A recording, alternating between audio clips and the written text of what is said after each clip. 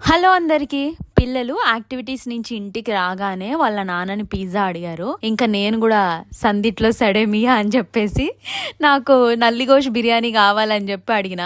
ఇంకా వాళ్ళ నాన్న నా వైపు ఇట్లా వేసి, అంటే మరి పిల్లలకి ఆర్డర్ చేసేటప్పుడు భార్యలకు కూడా ఆర్డర్ చేయాలి కదండి. మనకి ఎట్లా సపరేట్ గా అడిగితే వీళ్ళు చెయ్యరు. అందుకే పిల్లలతో పాటు అడిగామనుకోండి, అటు మనకి వంట చేసే పని కూడా తగ్గిపోతుందని ఇంకా నేను అడగగానే ఇంకా వెంటనే మా వారు నల్లిగోష్ బిర్యానీ వేశారు. ఇది టేస్ట్ ఎంత బాగుంది తెలుసా, చాలా అంటే చాలా బాగుంది. కాకపోతే రేటే 660 రూపీస్ అంట.